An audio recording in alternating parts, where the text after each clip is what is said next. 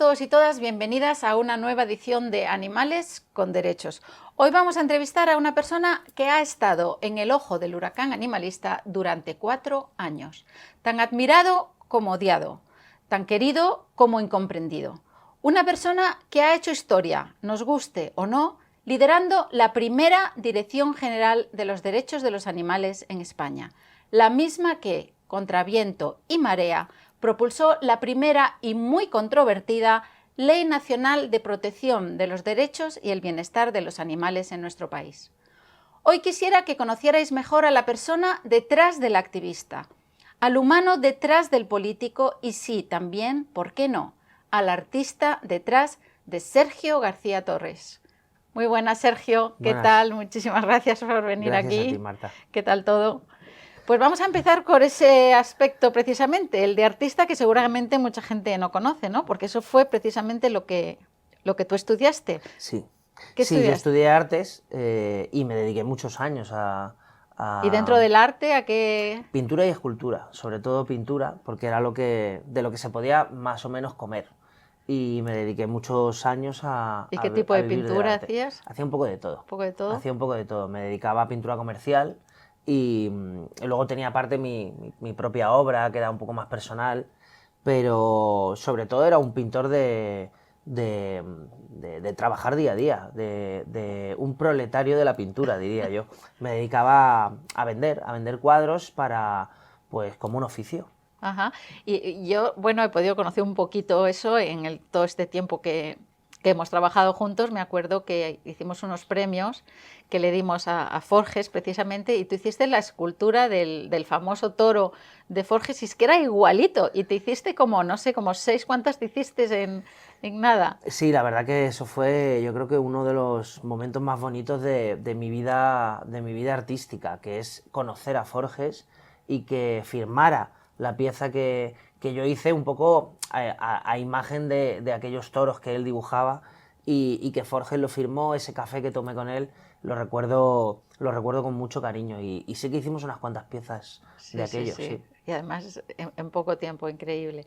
¿Y cómo es posible que ese artista al final fuera derivando en política, fuera derivando en activismo? ¿Cómo llegaste al activismo y terminases en semejante puesto, ¿no?, como la Dirección General? Bueno, yo creo que al final una persona que tiene ciertas características o sensibilidad por el arte también tiene sensibilidad por el entorno que le rodea, ¿no? Y yo desde pequeñito siempre tuve mucha inclinación por la cuestión que tenía que ver con los animales y con la naturaleza, con la ecología, y desde pequeñito estuve involucrado en muchas peleas y luchas que tenían que ver con tanto los animales como con el medio ambiente. A partir de ahí, bueno, pues todo se fue desarrollando dentro de asociaciones y entidades de protección animal y de protección del medio ambiente. Y a partir de ahí una cosa llevó a otra y acabé en diferentes organizaciones políticas, porque entendía que eran la herramienta para cambiar las cosas. Es decir, los partidos políticos estaban en los gobiernos y nosotros como asociaciones les pedíamos a los partidos políticos que hicieran cambios. Y era, bueno, ¿y por qué no estamos nosotros directamente en esos partidos políticos para hacer que esos cambios se hagan desde dentro? Y fue así, ¿no? También el 15M fue un espacio movilizador para mucha gente que decidimos dar el paso de participar en política. Y bueno, me llevo un poco ese bagaje también, ¿no?, de haber participado en muchas candidaturas de Unidad Popular que surgieron en 2015. ¿Estuviste en el Ayuntamiento de Madrid también o en la Asamblea? Estuve colaborando con Ahora Madrid, preparando todo lo que tenía que ver con su programa animalista, pero también con otras ciudades. Recuerdo Valladolid, que también estuvieron en gobierno durante un montón de años, la ciudad de Valencia, que han hecho cosas que han quedado, ¿no? Esa impronta de protección animal quedó ahí, y bueno, me siento muy orgulloso de haber participado y colaborado en poner la protección animal dentro de los ejes fundamentales de los programas electorales, que luego se cumplieron en muchos casos. Sí, yo creo que eso es algo de lo que te puedes sentir muy orgulloso, porque realmente después del 15M, el nacimiento de Podemos y todo eso, es cierto que ha habido otras personas que han trabajado desde dentro de Podemos por el animalismo, pero yo creo que si ha habido una mosca cojonera, con todo el respeto a las moscas, ha sido tú, de que nunca se sacase eso de ahí. Y seguiste empujando hasta el último momento, haciendo que otras prioridades, pues que podían haber eclipsado el tema de los animales, no lo hicieran, y haciendo historia, creando una dirección general no de protección de los animales, no de bienestarismo de los animales, sino nada menos que de derechos de los animales, algo que no he visto en ningún otro país, ¿no? Una dirección general que ya automáticamente otorga por su nombre derechos a los animales. Sí, sin lugar a dudas ese paso era fundamental. Llevábamos décadas y en los países ya sea de América o incluso de Europa, se hablaba de los animales como un medio para un fin, que es darnos a nosotros algún servicio, ya sea el bienestar de los animales que la gente se come o animales que se utilizan para algún tipo de subproducto que pueda generarse de ellos. Con lo cual había que cambiar ese concepto.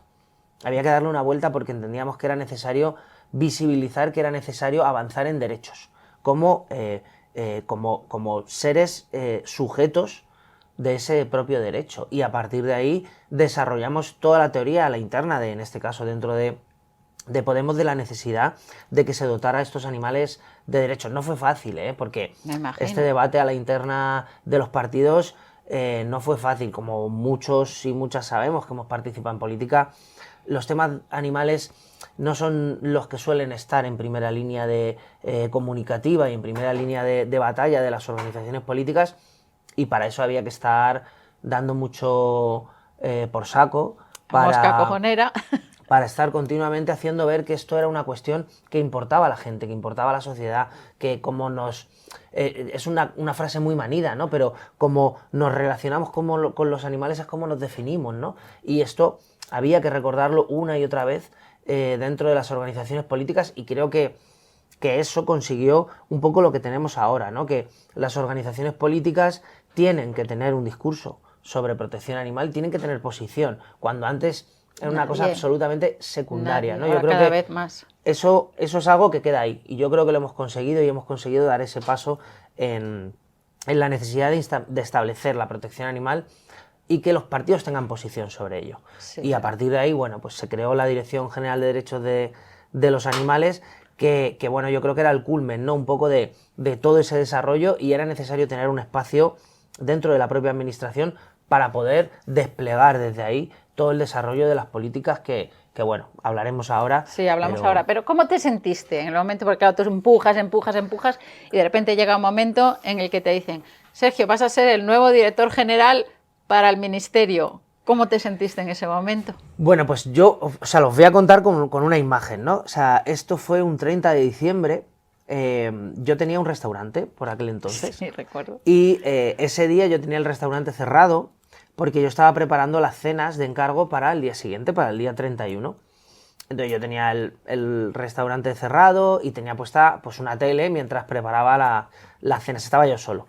Y recuerdo que estaba viendo en televisión el acuerdo que estaban firmando Pablo Iglesias con Pedro Sánchez, que le llamaron el acuerdo del abrazo o algo así, porque se dieron un abrazo cuando lo firmaron. Esto a lo mejor eran las 7 de la tarde.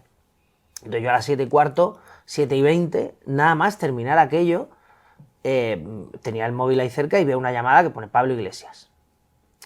Digo, pues claro, se lo voy a coger, claro. Entonces se lo cojo y entonces me dice: oye, mira, Sergio, que hemos terminado ahora de cerrar el acuerdo. Y yo pensaba: sí, coño, que lo he visto en la tele ahora mismo. Y dice: y lo último que hemos negociado y lo último que hemos conseguido negociar para ese acuerdo es la Dirección General de Derechos de los Animales, algo que el Partido Socialista no quería ni para atrás. Me puedo imaginar, es que yo todavía alucino que lo haya... Y claro, yo, pues me dice: en este caso, eres tú el que lleva trabajando dentro de la organización todo el tema de protección animal, eres tú el que teorizaste crear una dirección general o crear un organismo que gestionara esto. Creo que tienes que ser tú el que lidere eso, ¿no? A partir de ahora, me dice, te pido dos cosas. Prepara un plan de trabajo para la legislatura, un plan de trabajo que luego eso explota por los aires un mes después, cuando llega la pandemia, y dice, y revisa tus redes sociales, porque eres un activista. Ahora vas a pasar a ser un cargo institucional. Y seguro que, y de hecho no la limpia también, porque luego salieron un montón de tonterías y dentro del acoso de las redes que me llevó. Bueno, pues yo lo que hice fue colgar a Pablo y seguir con mis cenas, porque yo al día siguiente tenía que dar las cenas de fin de año. Ese fue el momento, para que tengáis una imagen, con el mandil lleno de harina hasta arriba de cómo recibí esa noticia. Bueno, realmente hay que agradecer a Pablo que lo defendiera en ese momento. Creo que en ese momento no habría mucha gente, y mucho menos políticos, que se hubieran empeñado en un acuerdo tan importante como ese, tan trascendental, que Pablo lo firmase y lo defendiese y cumpliese con la palabra que hizo durante toda la campaña. Así que desde aquí, Pablo, te mandamos un agradecimiento muy profundo por haber hecho eso. ¿Pero qué esperabas de tu mandato? ¿Anticipabas lo que venía? ¿Cuál fue tu idea de que esto es lo que voy a hacer, esto es lo que va a pasar? Bueno, como era una cosa que todavía no se había puesto en marcha de ninguna manera, no existía nada, todas las competencias en animales en general estaban disgregadas por diferentes ministerios y aquello era una cosa un poco loca. Lo primero era intentar agrupar para saber qué competencias íbamos a tener, porque ni siquiera estaba determinado eso de una manera clara, y a partir de ahí yo planteé un plan de trabajo que tenía que ver con 10 puntos fundamentales, y lo más importante primero era crear una ley marco de protección animal, porque entendía que era necesario, ¿no? Existían, y lo hemos dicho muchas veces, ¿no?, normas en cada territorio diferentes, unos avanzados, otros absolutamente del Pleistoceno, y era necesario crear un marco común, ¿no? A partir de ahí surgieron muchísimas cuestiones y empezamos también a gestionar muchas cuestiones de emergencia que no pensábamos que íbamos a tener que gestionar, y también nos dimos cuenta que podríamos no haber hecho mucho de lo que hicimos, y todo tenía mucho que ver con el ímpetu y las ganas que le poníamos desde el equipo que se formó en la dirección general, porque podíamos habernos quedado de perfil durante la pandemia, podíamos habernos quedado de perfil durante el volcán de La Palma, podíamos habernos quedado de perfil con muchas situaciones que estaban surgiendo en ayuntamientos por cuestiones concretas, y nunca nos quedamos de perfil e intentamos pelear cada cosa y cada avance metiendo codo, que es lo que se dice un poco en política, ¿no? Nosotros metíamos codo, nos poníamos y era como, bueno, mejor pedir perdón que pedir permiso, ¿no? Porque si no, si la administración, si tú no le pones unas ganas especiales a hacer cosas, la administración sigue funcionando, pero no hay nada que destaque, nada que cambie, ¿no? Y eso yo creo que es la impronta que nosotros le pusimos a la dirección general. Y una pregunta, ¿anticipabas lo que se te venía encima? No. ¿Pensabas que ibas a llevarte muy bien con las organizaciones, que todo? Para nada, yo no pensé que el impacto de mi propia persona iba a ser tan grande, ¿no? De repente se puso un foco sobre mí cuando yo pues simplemente quería trasladar un montón de cuestiones e iniciativas que eran necesarias llevarlas a la administración, pero se puso un foco sobre mí tremendo, ¿no? En lo personal fue muy duro. Vamos a hablar de eso después, pero realmente sí, nadie puede negar eso. ¿Y cómo fue el equipo que creaste o que te encontraste? Porque estoy segura que ellos tienen mucho que ver en todo lo que se ha hecho. ¿Nos puedes hablar de ellos un poco? Sí, sin duda el equipo que se creó fue una lotería. O sea, fue una suerte tremenda conseguir el equipo que se creó. También hay que partir de que muchas veces la gente se cree que la administración tiene recursos ilimitados, y a mí muchas veces me acusaban, no, porque tus asesores, y era como, ¿qué asesores? Si aquí no hay asesores. O sea, no existen los asesores en una dirección general. ¿Qué equipo tenías? Bueno, la dirección general nació conmigo, con mi portátil de mi casa, en la cafetería del ministerio. Así nació la dirección general. No tenía ni despacho, no tenía ni siquiera equipo asignado. ¿Cuánto tiempo estuviste así? Pues así estuve mínimo 6 meses. ¿6 meses en la solo. cafetería? 6 meses solo en la cafetería del ministerio. Y lo único que tenía era una dirección de correo electrónico que me dieron, no me dieron nada más. Y a partir de ahí, toda esa primera fase, además que fue en plena pandemia, toda lo que es la gestión de apoyo a las alimentadoras de colonias felinas, eso lo hice yo corriendo por los pasillos del ministerio, molestando a todo el mundo posible, porque además coincidíamos en el mismo edificio con el Ministerio de Sanidad, entonces les tenía cerca, que eran al final el Ministerio de Sanidad el que gestionaba toda la norma que salía del gobierno. Y yo recuerdo prácticamente acampar en la puerta de la Directora General de Salud Pública, que la señora me odiaba ya lo más grande, y lo entiendo porque yo era muy pesado, y yo le decía, Pilar, es que tenemos que generar un protocolo para que las alimentadoras puedan salir a dar de comer a los gatos, y me decía ella, pero mira, Sergio, es que se me mueren más de 1000 personas al día, ¿tú te crees que me va a importar a mí los gatos? Y yo le decía, no, no, si no te tiene que importar a ti, me importa a mí, que es mi trabajo.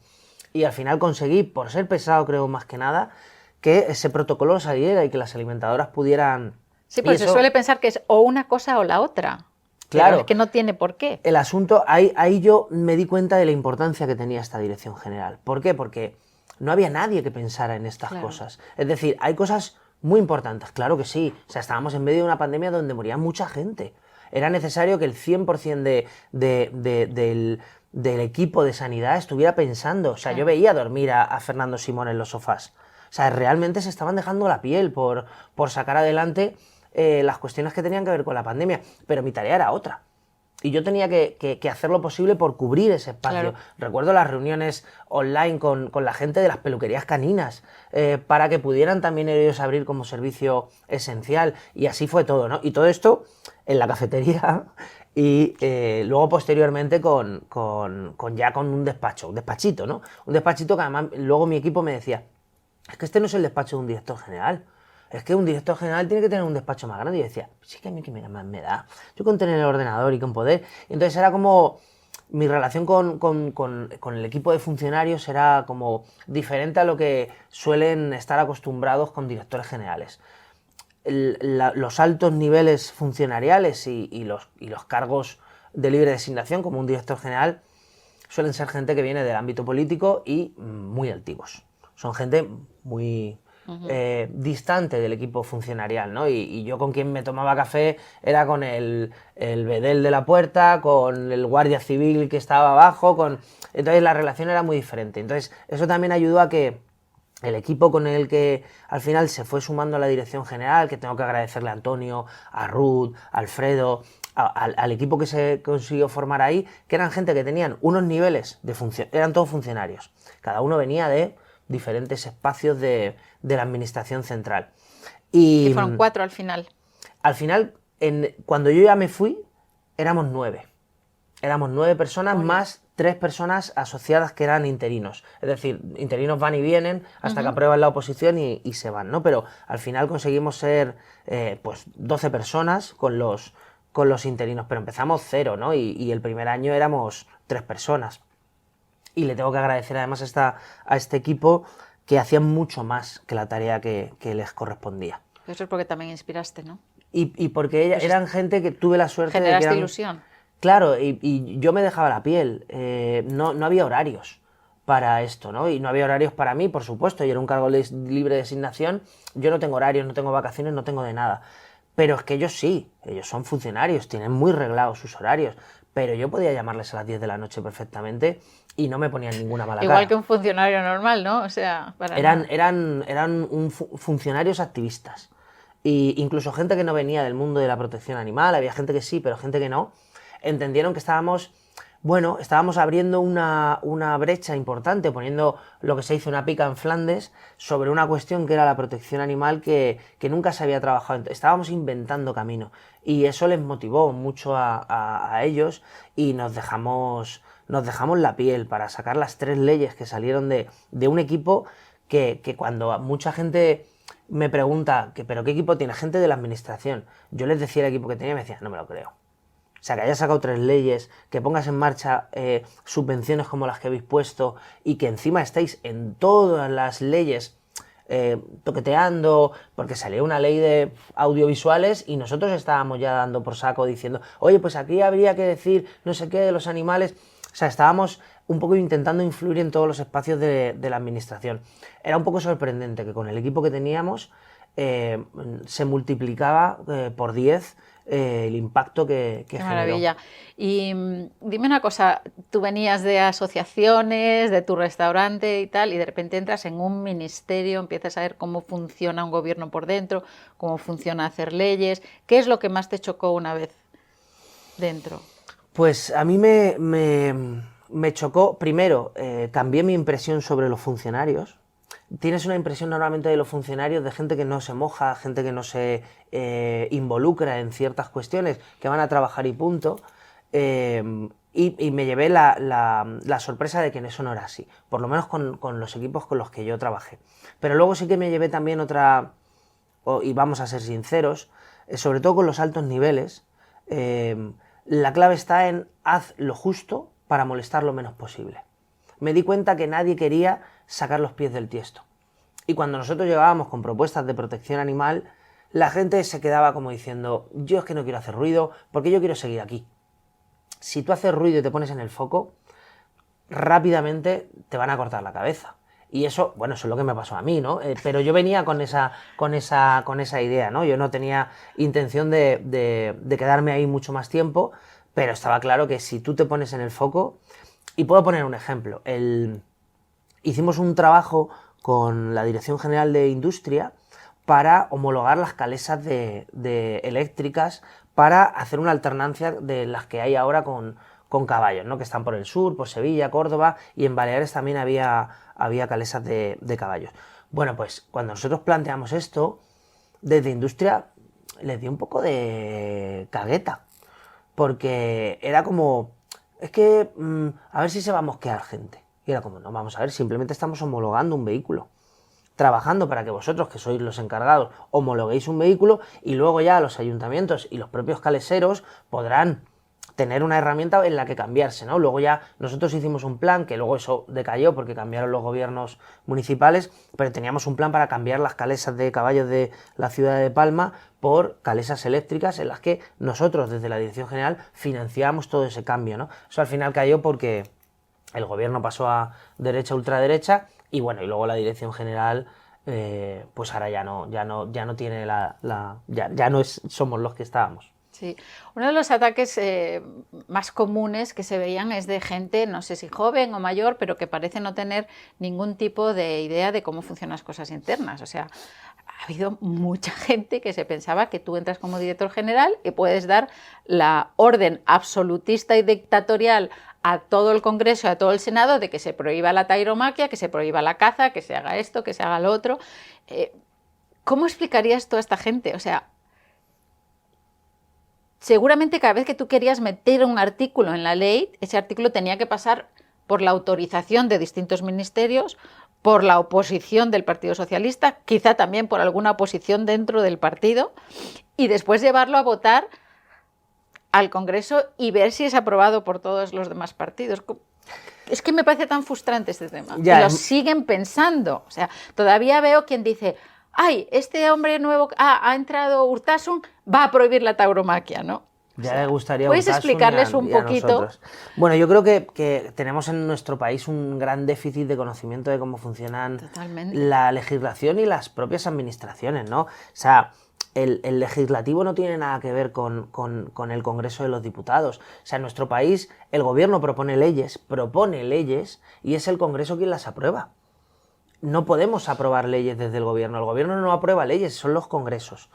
Y en este caso el Congreso de los Diputados, que luego además tiene que pasar por el Senado. Y luego además están las comunidades autónomas, que son pequeños estados dentro de un estado mayor, que es el Estado español, porque la capacidad que tienen las comunidades autónomas de autogobierno es mucho mayor que incluso en algunas federaciones de estados que hay en otros territorios, ¿no? Bueno, es muy complejo, pero te voy a poner un ejemplo como muy visual. Ya no solo con leyes, sino con situaciones de maltrato animal. A mí a diario me llegaban cientos y cientos de mensajes, porque además mi teléfono lo tiene todo el mundo, porque de mi época más de asociaciones es que mi teléfono lo tenía todo el mundo. ¿Y no lo cambiaste? No. Porque yo tenía el de Pedro Sánchez, pero se aseguró de cambiarlo rápidamente. Sí, no, a mí me lo dijeron muchas veces, cambia el teléfono, pero nunca lo cambié. Bueno, esto es otro mensaje para que sepan la gente que sigo teniendo el mismo teléfono, pero bueno, ya baja un poco esa intensidad. Pero a mí, por ejemplo, me llamaban y me decían, es que hay un caso de maltrato animal y no has hecho nada. Y yo decía, ya, pero es que yo no soy la Guardia Civil. O sea, quien puede actuar sobre una situación de maltrato animal, por mucho que a mí me gustaría, es la Guardia Civil, Fuerzas y Cuerpos de Seguridad del Estado y luego un juez. Digo, es como si vosotros le pedís a Pere Navarro, que es el director general de la DGT, que actúe contra cada persona que conduce ebria y sea él el que vaya a detenerles. No, vamos a ver, hay que las leyes en cuanto al maltrato animal no funcionan bien, es cierto. Es cierto que la Guardia Civil, y yo esto es otra cosa que me he dado cuenta, la Guardia Civil y los fuerzas y cuerpos de seguridad del Estado le falta mucha formación y le faltan muchos recursos. Hay muchas veces que la Guardia Civil no puede actuar porque no tiene donde dejar luego los animales. Y esto es cuestión y culpa de las comunidades autónomas y los ayuntamientos. Existe una red muy compleja del por qué las cosas no funcionan como tendrían que funcionar, que se pueden cambiar. Hay muchas cosas para cambiar. Pero está claro que un director general, que lo único que hace es proponer leyes y dar mucho por saco, porque yo llamaba mucho, hablaba con mucha gente, con alcaldes, para intentar ayudarles a que hicieran cosas y cambiaran cosas o apoyarles con asesoramiento, pero al final las decisiones y muchas de las cosas las tienen que hacer ellos, igual que las comunidades autónomas. Ya me hubiera gustado, pero eso es una democracia.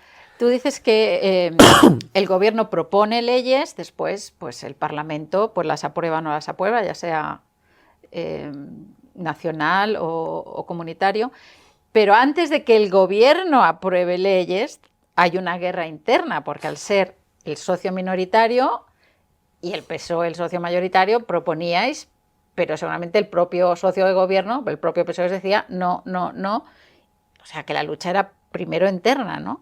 Claro, o sea, nosotros como ministerio podíamos proponer una ley.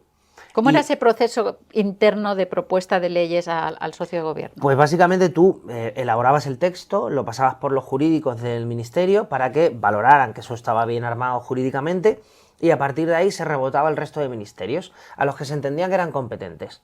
En este caso, el Partido Socialista... ¿Qué quieres decir con eso? Da un ejemplo, por ejemplo. Se declaraban competentes todos los ministerios. O sea, que es que hasta el Ministerio de Industria tenía cosas que decir sobre si había que desparasitar o no perros. Cosas así, era como, bueno, vale, pues vosotros opináis de todo. Y hacían sus informes, esto me gusta, no me gusta. Todos hacían informes y ellos establecían cosas que solicitaban cambios o cosas que vetaban directamente.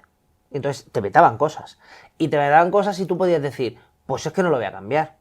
Y si no lo cambiabas o si no lo negociabas para llegar a un punto de acuerdo, eso no iba al Consejo de Ministros. O sea, tú propones una ley, tiene que haber un acuerdo con todos los ministerios y luego va al Consejo de Ministros. Y el Consejo de Ministros, donde está el presidente y los ministros, deciden si eso va a Congreso o no va a Congreso. O sea, normalmente todo lo que llega al Consejo de Ministros se aprueba, porque ya ha sido negociado previamente. Entonces llega al Consejo de Ministros y el Consejo de Ministros lo manda al Congreso. Nosotros mandamos la Ley de Protección Animal bastante bien al Consejo de Ministros. Conseguimos negociar, estuvimos más de un año negociando con los ministerios.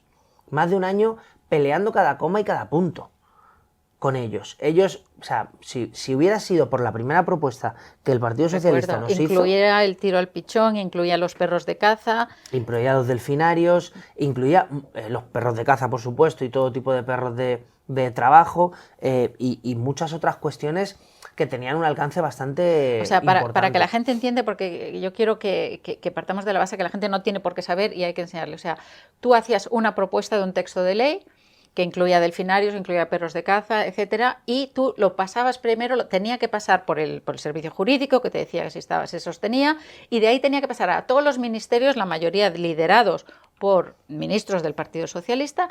Ellos te dieron el ok. Después de muchas batallas, ese texto va al Consejo de Ministros, se aprueba en el Consejo de Ministros, estamos diciendo un texto que incluía perros de caza, delfinarios, tiro al pichón, etcétera, y se aprueba en el Consejo de Ministros, ¿y después qué pasa? Después eso llegó al Congreso de los Diputados y ahí todos los partidos con representación en el Congreso presentaban enmiendas.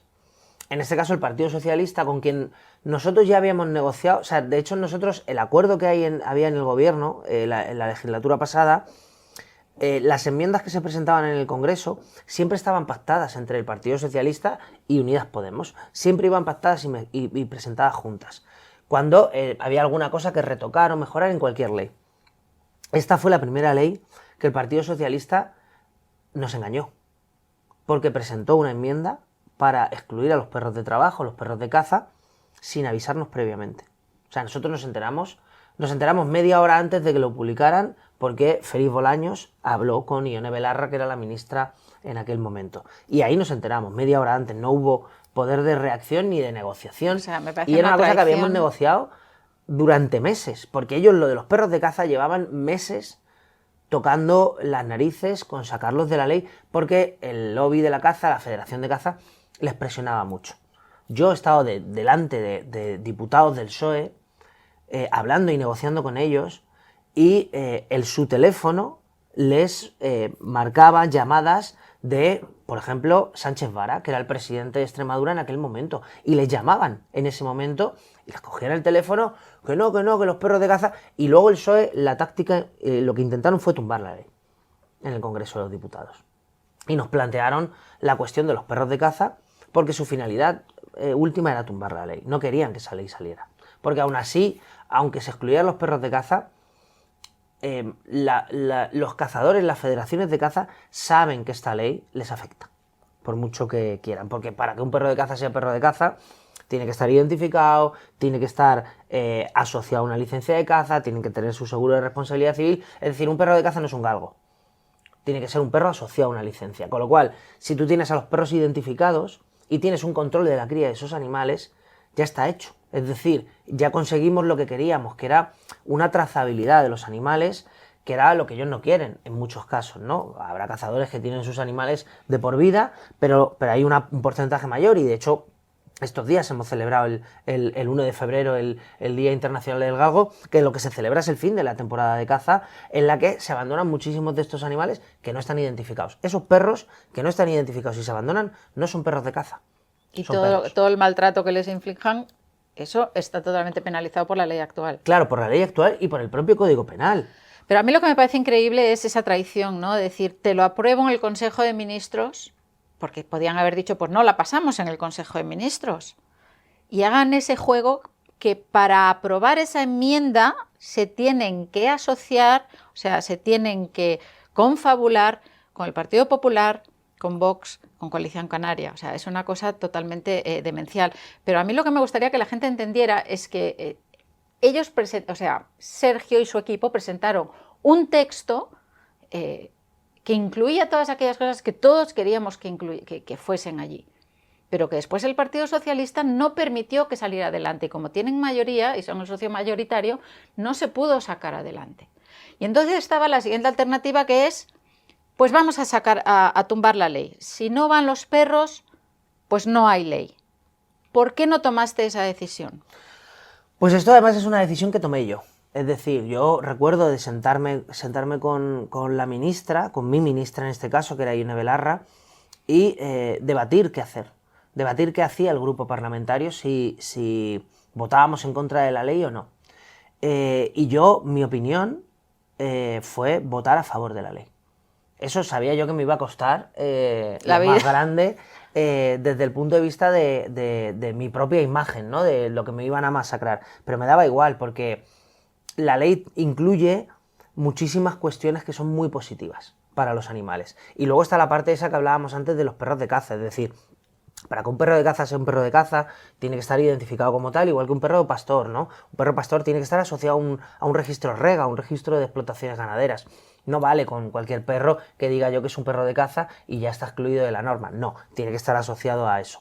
Con lo cual, seguíamos entendiendo que esta ley ponía las bases fundamentales a cosas muy importantes que tenían que ver con la trazabilidad de los animales, con el control de la cría, y también otra cosa que es uno de los ejes fundamentales en la protección animal actualmente, y sobre todo en las zonas urbanas, que son las colonias felinas. Las colonias felinas estaban a punto de ser catalogadas en muchos sitios como especie exótica invasora. ¿Para qué? Para poder matar gatos, cuando eran animales que llevaban ahí miles de años en esos espacios. Teníamos que mantener esa protección y además generar una gestión de control de esas colonias para reducir su población de una manera ética, y con esto muchas otras cosas, ¿no? que estaban incluidas dentro de la ley, como el sacrificio cero, que parece una cosa menor, pero en nuestro país se sacrifican cerca de 100.000 animales al año en perreras, y yo he visitado muchas perreras durante estos años, y eso es una cosa daban ganas de llamar a la Guardia Civil para que detuvieran a todo el mundo que estaba allí, porque eran cosas absolutamente infames. Todo porque los ayuntamientos no ponen recursos suficientes para que esos espacios funcionen. Ahora van a tener que hacerlo por obligación. Y si no, cualquier persona va a poder denunciar a un ayuntamiento porque no ha hecho un plan de gestión de colonias felinas o porque se está sacrificando algún animal en una perrera, ¿no? Esas son las cosas que en una balanza yo puse. Dije, estoy yo y las hostias que me van a dar, está el quedar como el mejor animalista del mundo o el salvar animales. Eso fue lo que yo pensé. Y dije, pues mira, yo conozco activistas por los derechos de los animales que por salvar un solo animal han ido a la cárcel. No voy a hacer yo lo mismo. Es decir, que aunque mi imagen se repercuta, que me da exactamente igual, si consigo salvar un solo animal, y en este caso estamos hablando de miles al año, pues mira, que hagan conmigo lo que quieran. O sea, yo entendí que eso era mucho mejor y yo creo que sé que todos conocemos casos de activistas que han sido, bueno, que se les ha hecho mucho daño desde el punto de vista penal, incluso se les ha perseguido por salvar Se un les animal. ha arruinado, o ni siquiera por salvar, por defender, ¿no? Y yo ahí veía, yo me puse a favor también de que siguiera adelante la ley, porque yo veía otra cosa que se avecinaba y que todos sabíamos que se avecinaba, y era que venían unas elecciones autonómicas en las que iba a ganar en muchas comunidades autónomas PP Vox. Y sabemos que PP Vox es todo pro, ¿dónde puedo matar a un animal? Allí voy de cabeza, menos los perritos de raza que tenemos aquí, ¿no? Entonces, teniendo en mente que se avecinaban unos gobiernos de derecha muy radicales en la desprotección de los animales, consideré que era importantísimo tener al menos una ley marco que, aun pudiendo ser inferior a leyes en ciertas comunidades autónomas, nos asegurábamos que no iba a permitir avanzar en la desprotección de los animales en otras. Claro, y además es que eso es otra de las cosas que quizá hay cierto desconocimiento de cómo funcionan las normas. Una ley marco no elimina la protección que te puede hacer una ley de una comunidad autónoma. De hecho, lo que dice la ley de protección animal sobre los perros de caza es que se les aplicará la norma autonómica. Y en las normas autonómicas están protegidos, con lo cual al final se les aplica a todos una protección mínima estandarizada y en la que se establece el eje fundamental del sacrificio cero, que era una cosa que para nosotros era como muy importante. Y es importante saber que una norma son complementarias, no una va por encima de la otra, es decir, son absolutamente complementarias. El mejor ejemplo quizá se puede ver con los circos, con el tema de los circos. La Ley de Protección Animal Estatal plantea la prohibición de utilización de animales silvestres en espectáculos circenses. Que ya estaban prohibidos en bastantes autonomías, claro, ya estaban prohibidas en pero muchas, en otras no. Claro, y había comunidades autónomas que, por ejemplo, lo tenían prohibido para la utilización de todos los animales. Entonces me decían, esta vais a reducir la protección de... No, es complementaria. Es decir, lo que nosotros hacemos en la ley estatal es que en todo el territorio nacional se prohíbe la utilización de estos animales. Pero además se suma la protección específica que hay en esa comunidad autónoma a la prohibición de utilizar todos los animales silvestres o domésticos, con lo cual son complementarias. Creo que es un buen ejemplo para que nos hagamos una idea de cómo va. Sí, y además la gente decía, es que como la ley nacional es inferior en algunas cosas a, por ejemplo, la de Cataluña o la de Valencia, ahora van a cambiar y las van a bajar. Vamos a ver, eso dependerá de los gobiernos que entren. Si entra un gobierno progresista que quiere avanzar en los derechos de los animales, hará una ley autonómica mucho más avanzada que la ley nacional.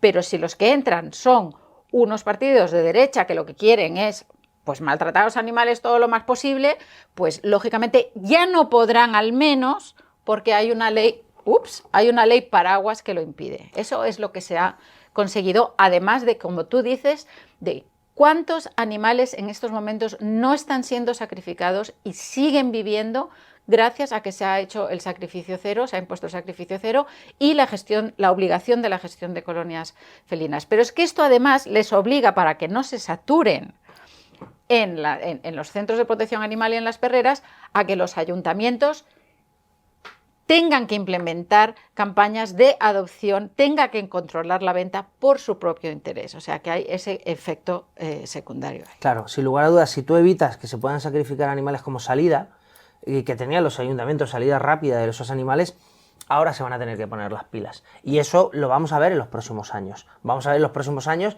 como ya pasó en la Comunidad de Madrid en 2016, cuando se implementó la ley de la Comunidad de Madrid, que hubo una ley de sacrificio cero, hubo un pico de saturación de los centros de protección animal, pero automáticamente la comunidad autónoma, y en este caso daba igual el color político, empezó a implementar políticas en la que hacía que los ayuntamientos a su vez beneficiaran la adopción y controlaran la venta. También se prohibió la venta de animales en escaparate, y eso hizo que al final los números en una serie de años, y lo podemos ver porque han pasado 8 años desde la implementación de esa norma, se ha visto que la reducción del abandono es importante y sobre todo la reducción de animales dentro de esos centros, y hay sacrificio cero en la Comunidad de Madrid. Bueno, pues resúmeme un poco el trabajo realizado, cuáles son los logros que se ha obtenido, sin poder dar porque el tiempo corre, pero cuéntanos de aquellas cosas, resume a la audiencia lo que se logró durante 4 años. Bueno, pues es imposible, ¿eh? O sea, es imposible hacer un resumen de todo lo que hicimos porque el trabajo fue muy ingente, y sobre todo, como comentábamos antes, nos metíamos en todos los jardines posibles, nos metíamos para intentar darle ciertas improntas, ¿no? El tema de protección de animales de compañía, que era un poco el marco competencial que nosotros teníamos atribuido, pues hicimos las 3 normas: la Ley de Protección Animal, la modificación del Código Civil, que parece una cosa menor, pero fue lo primero que se hizo, ¿no? En el 21, en enero del 21, que fue establecer que los animales dejaban de ser cosas y pasaban a ser seres dotados de sensibilidad. De hecho, en México ahora están trabajando en una modificación constitucional en la que establecen ese mismo concepto, ¿no? Es decir, bueno, pusimos una primera piedra que ahora otros territorios, otros sitios, otros países están mirando ese trabajo que estuvimos haciendo. Todo lo que incluye la Ley de Protección Animal son muchísimos artículos.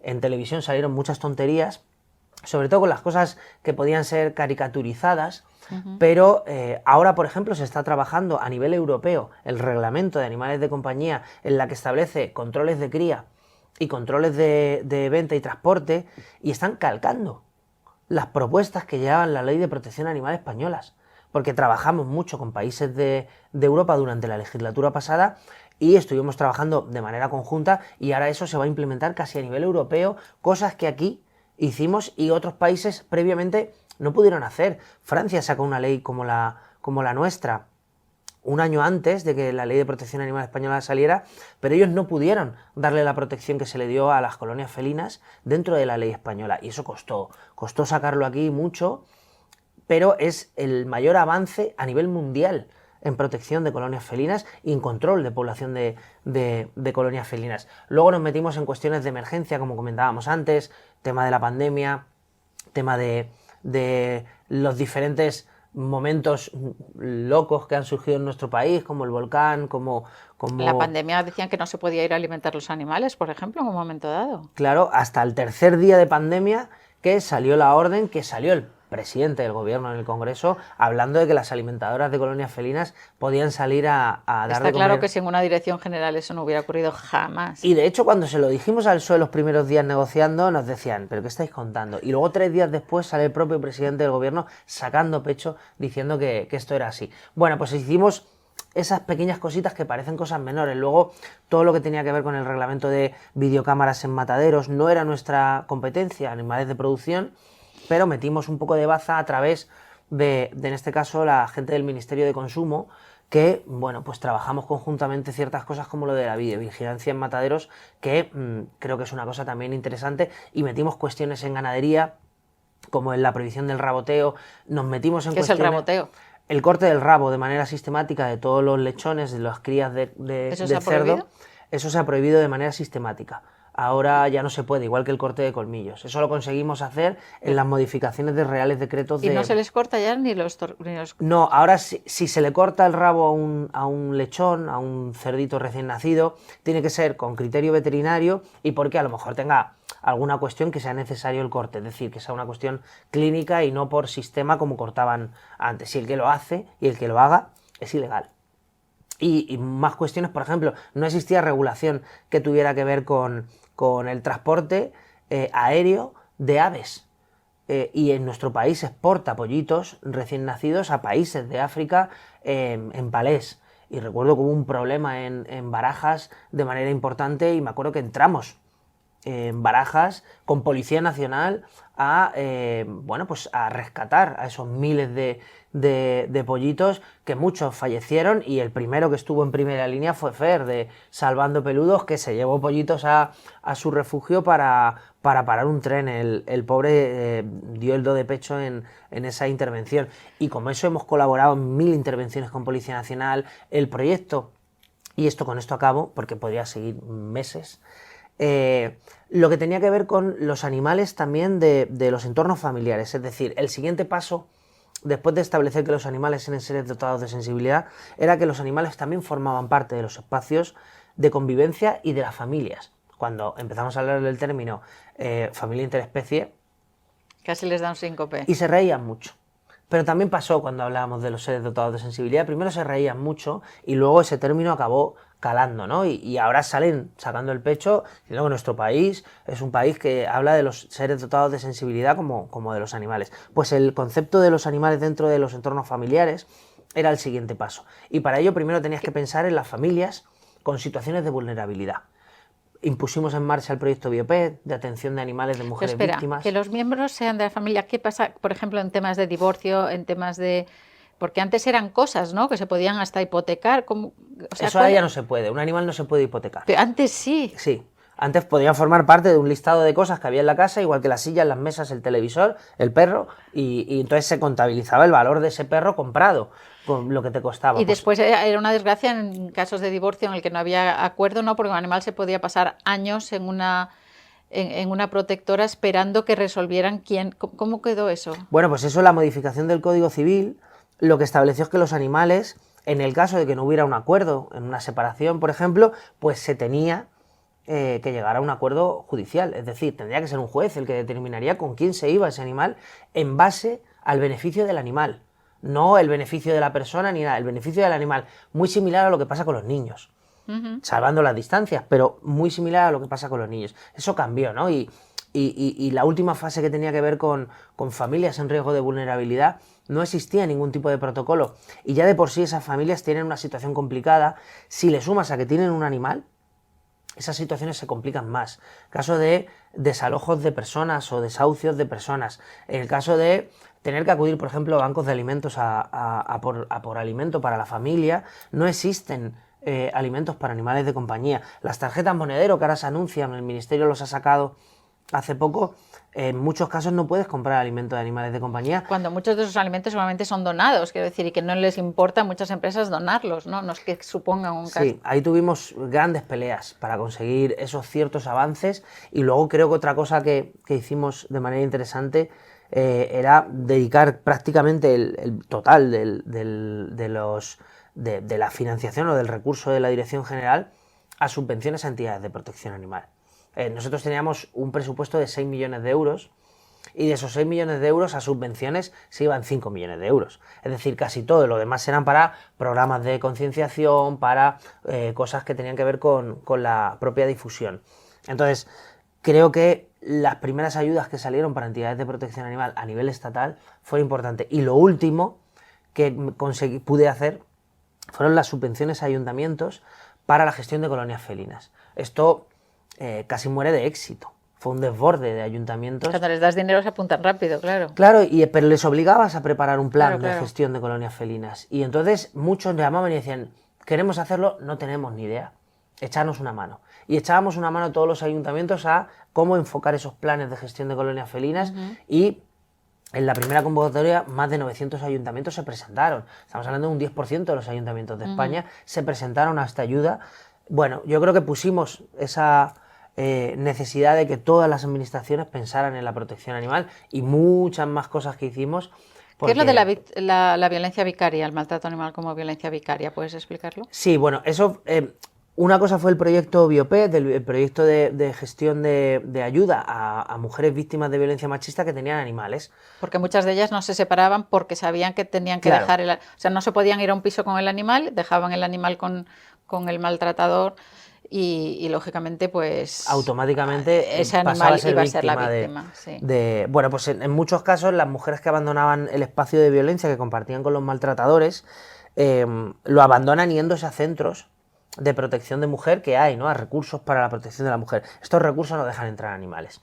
Mucha gente dice, bueno, pues ¿por qué no se deja entrar animales y ya está? Bueno, pues por muchas cuestiones a veces no es tan fácil, ¿no? Sí. Viven más personas, la convivencia a veces no es fácil. Imagínate que tienes 2 perros y 2 gatos.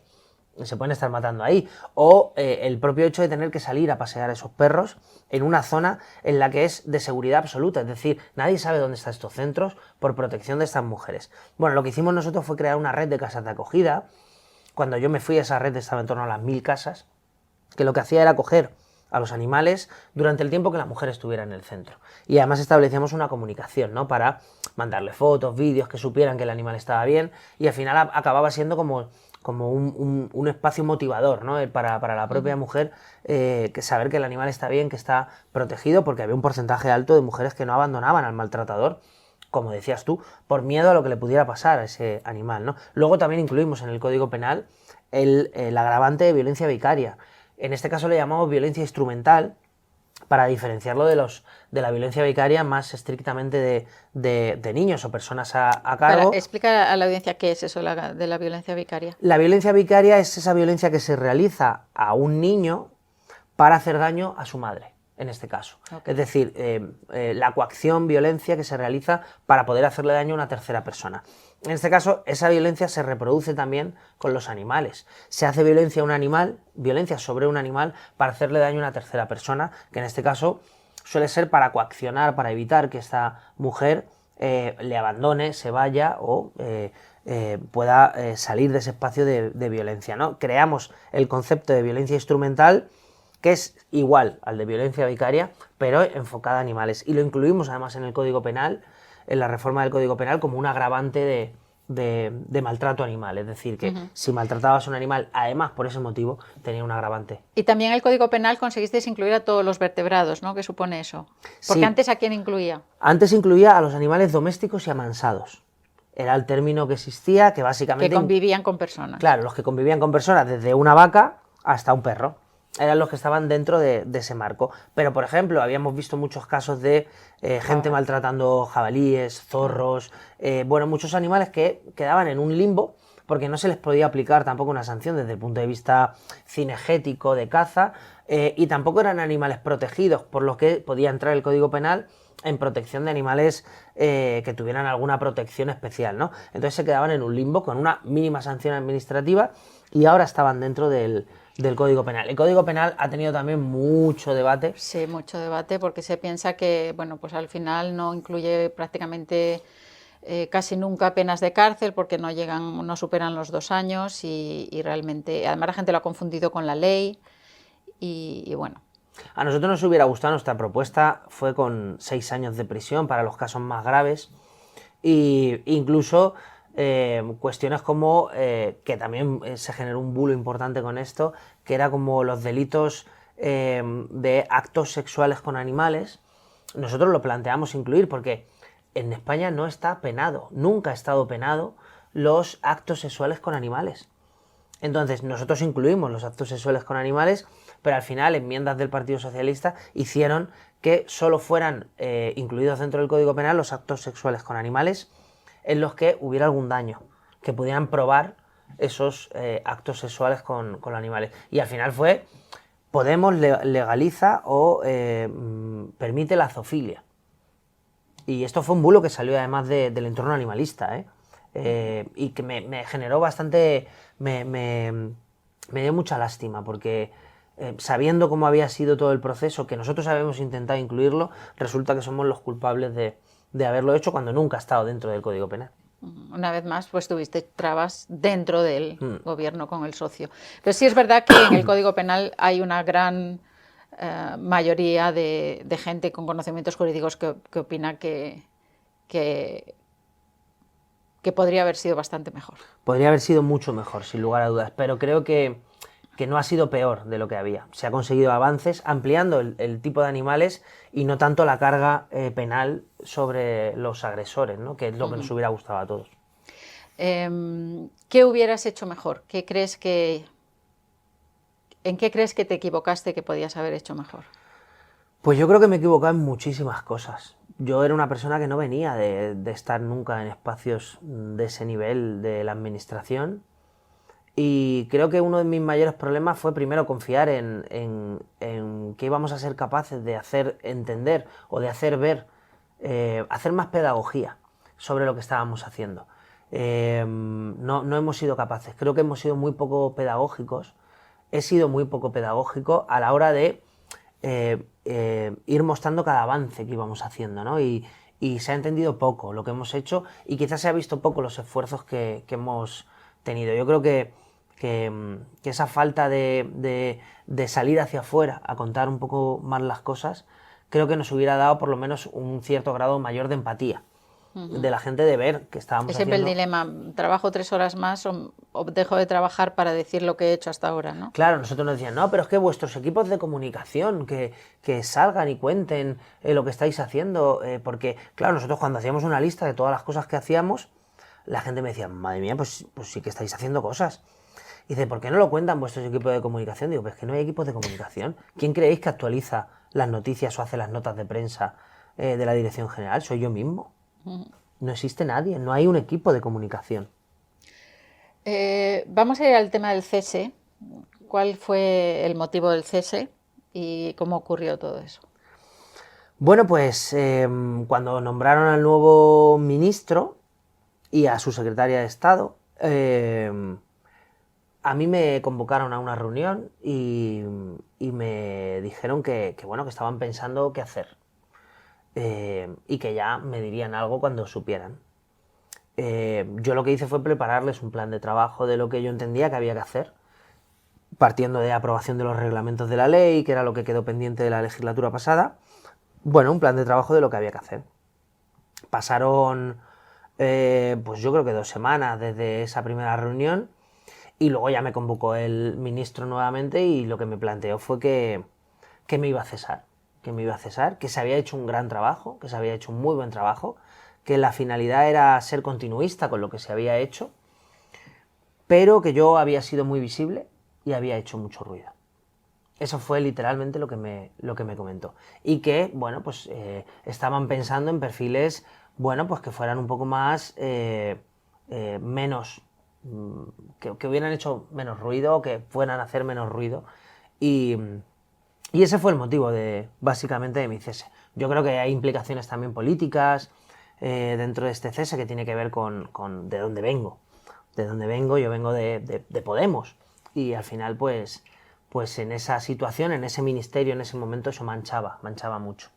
Es imposible saberlo, pero a mí no me extrañaría que realmente pues tú fuiste una figura molesta para el Partido Socialista, estuviste dando mucha caña con el tema, incluso hubo un momento en el que te hiciste eco de un vídeo que hizo un activista en el cual le comparabas con Abascal, porque defendían lo mismo que Abascal, ¿no? Que era que los perros de caza que quedaran en el limbo. ¿Y tú crees que puede ser que en ese nuevo acuerdo que hayan tenido con Sumar, pues ese resquemor haya influido, decir, a este no me lo pongas?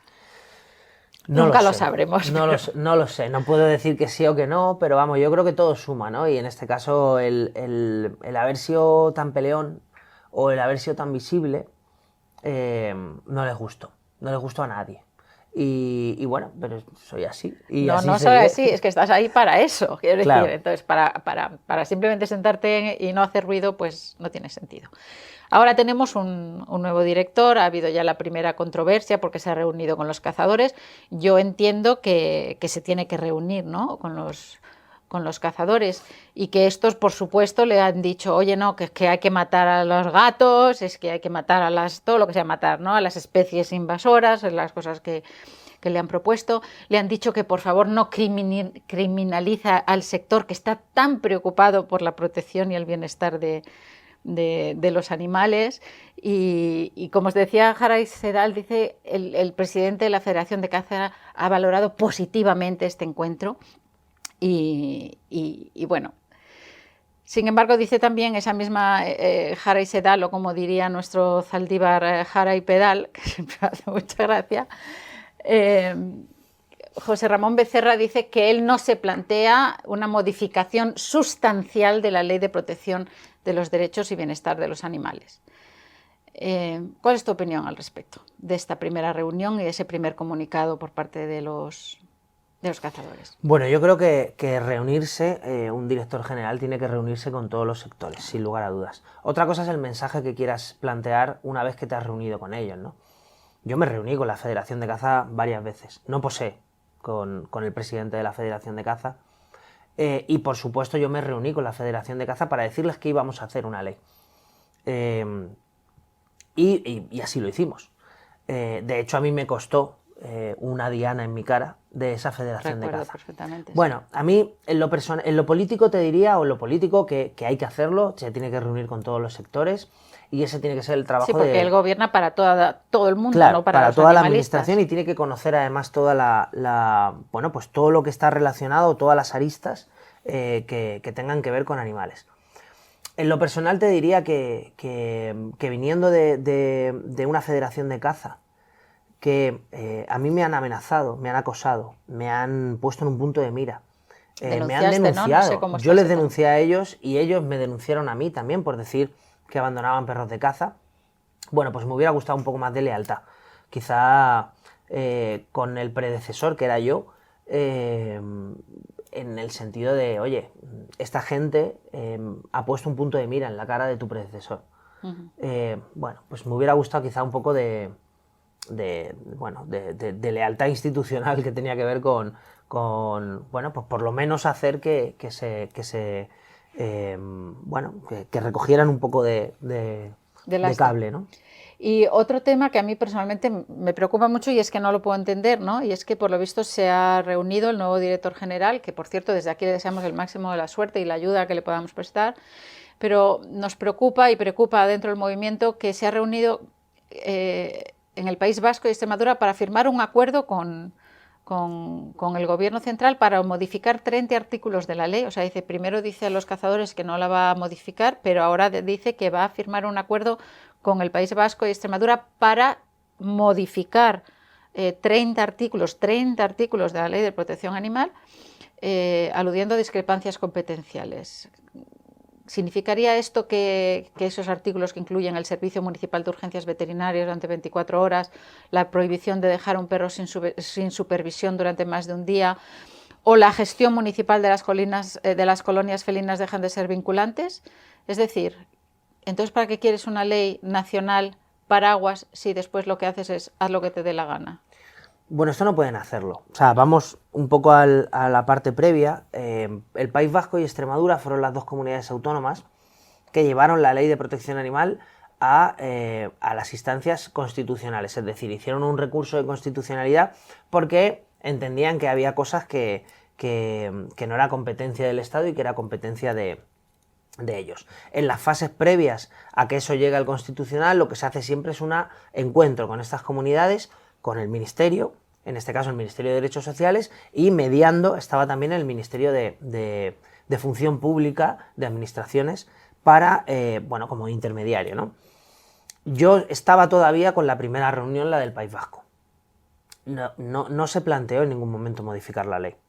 Lo que se planteó es, una vez que los reglamentos se realicen, intentar ajustarlo de tal manera en la que quedara muy claro cuál era la determinación y la delimitación competencial de cada uno de las administraciones.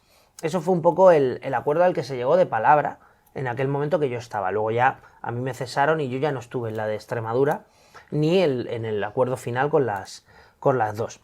Si se plantea una modificación de la ley, un acuerdo no sirve para nada. Es decir, tienes que llevar una modificación de la ley al Congreso de los Diputados y enfrentarte a ver quién apoya una modificación de la ley en el Congreso de los Diputados.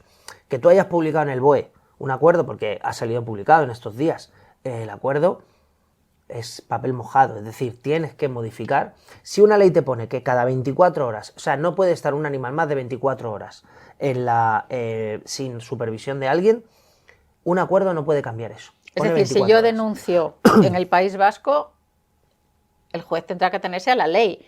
que tiene una mayor jerarquía que ese acuerdo firmado. Claro, tiene un rango mayor y es una ley de bases, con lo cual esa ley es la que funciona. En este caso, si la comunidad autónoma no tiene nada determinado sobre ese tema, lo que manda es no tiene nada determinado sobre ese tema que sea más exigente que la estatal, ¿no? Entonces tiene que hacerse eco hasta que modifiquen la ley. Y si quieren modificar la ley, tendrán que ir al Congreso de los Diputados para ello. Yo creo que no tienen números para modificar la ley de ninguna.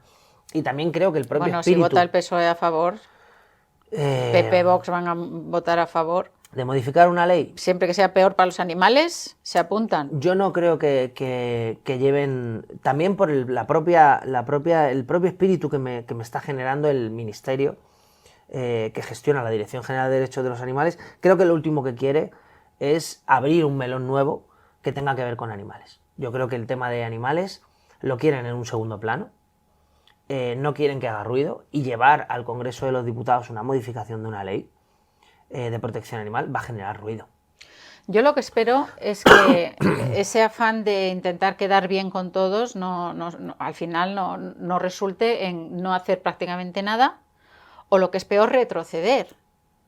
Y si retroceden, es decir, si empiezan a recortar el tema de colonias felinas, si empiezan a dar concesiones a las comunidades autónomas, yo espero que el movimiento animalista, igual que estuvo para atacarte a ti por no hacer todo lo posible mundial del mundo mundial, estén muy alertas si hay un retroceso para intentar pararlo. Yo confío que la buena voluntad de este nuevo director general, confío en el que él viene para, como él dicho, hacer continuidad y mejorar lo que hay, pero tengamos que estar muy alertas de ni un paso atrás.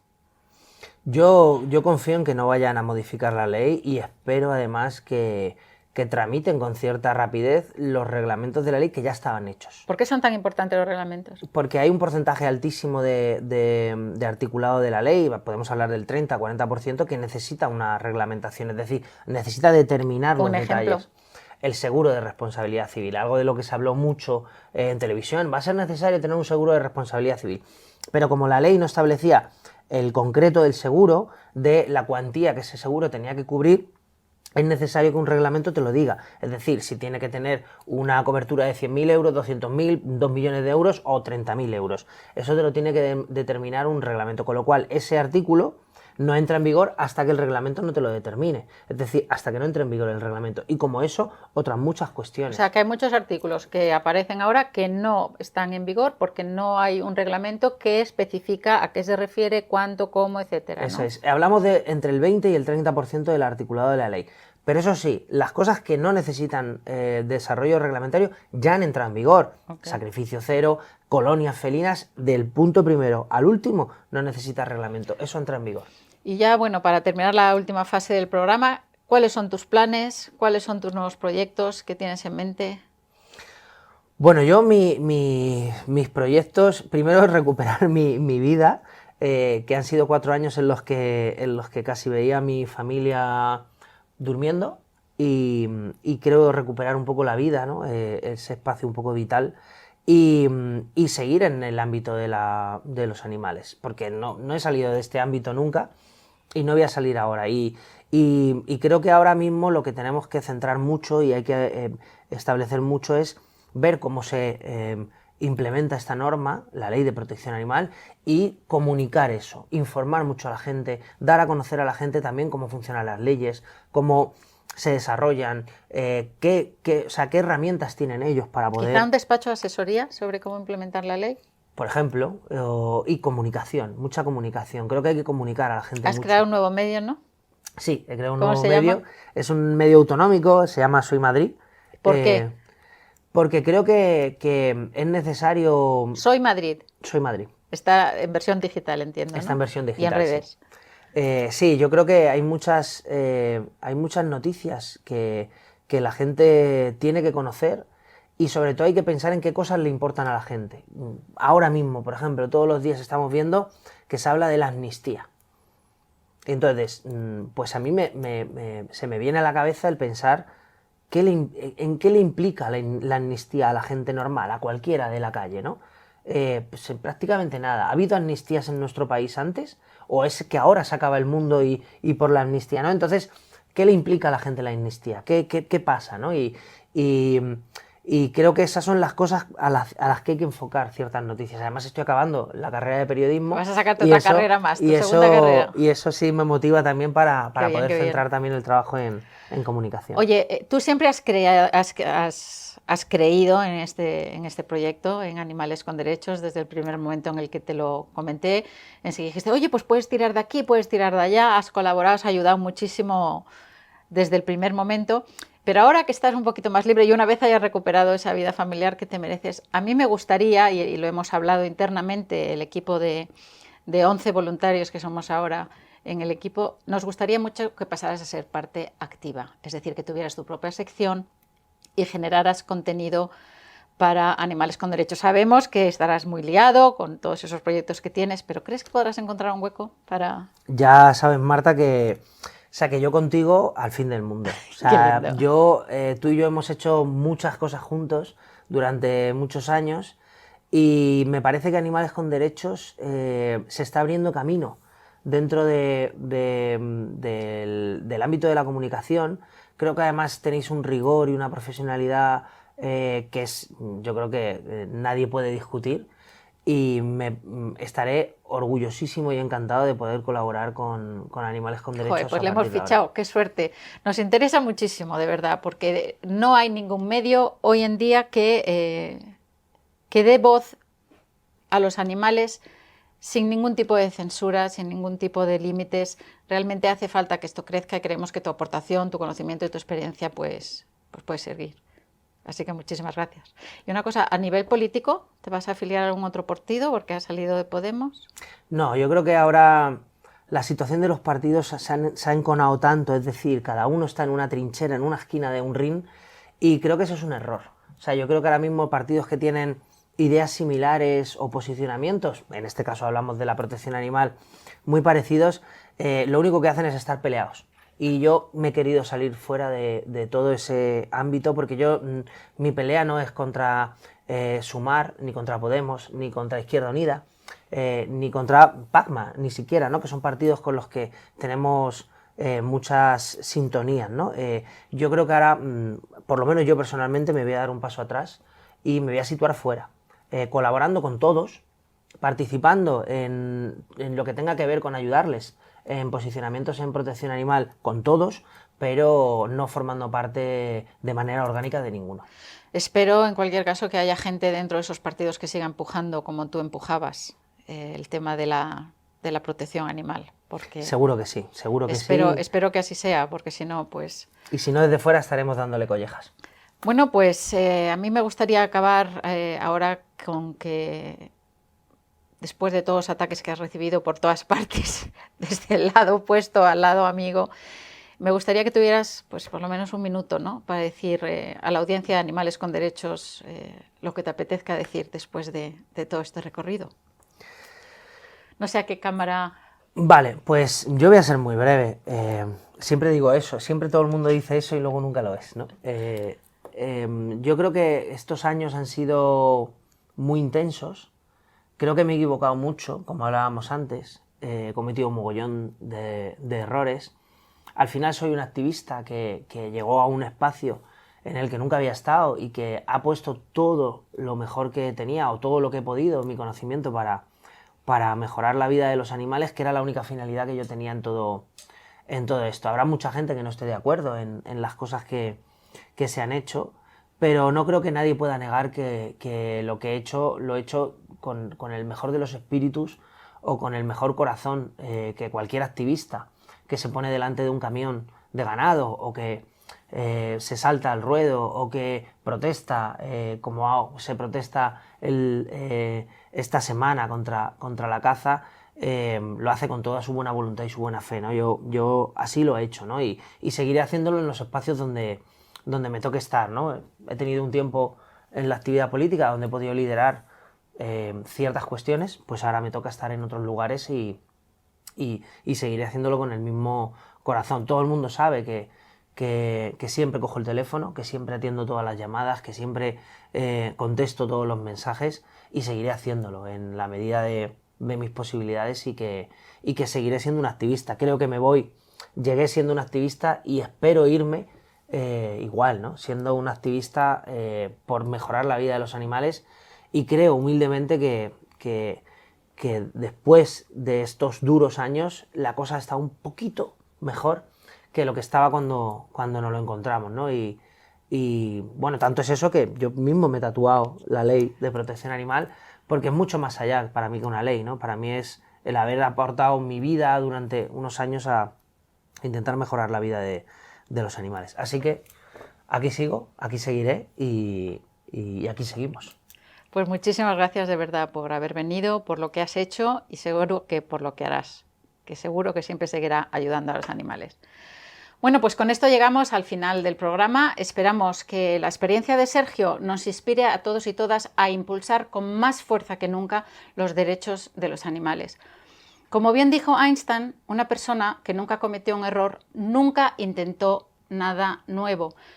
Definitivamente Sergio intentó algo nuevo, nada menos que otorgar derechos a los animales en un país donde la caza, la tauromaquia y la cultura del chuletón campan a sus anchas. Un país donde tus supuestos aliados pueden convertirse, por desgracia, en tu peor inquisición. A pesar de estos retos, Sergio y su equipo, con el apoyo de numerosas personas y organizaciones, consiguieron innegables avances. Desde la prohibición del sacrificio de animales sanos en las perreras de toda España a la obligación de la gestión ética de colonias felinas. ¿Cuántos animales no serán sacrificados cada año solo por esto? Seguramente cientos de miles. Sergio y su equipo consiguieron la prohibición de circos con animales silvestres en toda España y modificaron el Código Civil. Los animales dejaron de ser cosas para pasar a ser seres vivos dotados de sensibilidad y miembros legales de la familia. El Código Penal incluye ahora a todos los animales vertebrados y el maltrato animal se considera una forma más de violencia vicaria en los juicios por violencia de género. Todo esto se logró porque el objetivo de Sergio nunca fue evitar las críticas o evadir el ruido. El objetivo de Sergio fue siempre avanzar en lo que pudiera, en lo que le dejasen, en los derechos de los animales. Hoy tenemos un nuevo director general al que desde aquí queremos desear la mejor de las suertes, pero también la valentía de seguir rompiendo moldes, de seguir avanzando, de no retroceder por querer contentar a todos. Deseamos que en estos 4 años haga honor al nombre que tiene su dirección general, la Dirección de los Derechos de los Animales, y asuma así la responsabilidad de defender a millones de seres, esos mismos seres vivos dotados de sensibilidad que la historia ha querido poner en esta ocasión en sus manos. Aquí estaremos para ayudarle humildemente en tan difícil tarea, porque esto es Animales con Derechos, uniendo causas, conectando derechos. Muchas gracias por estar ahí.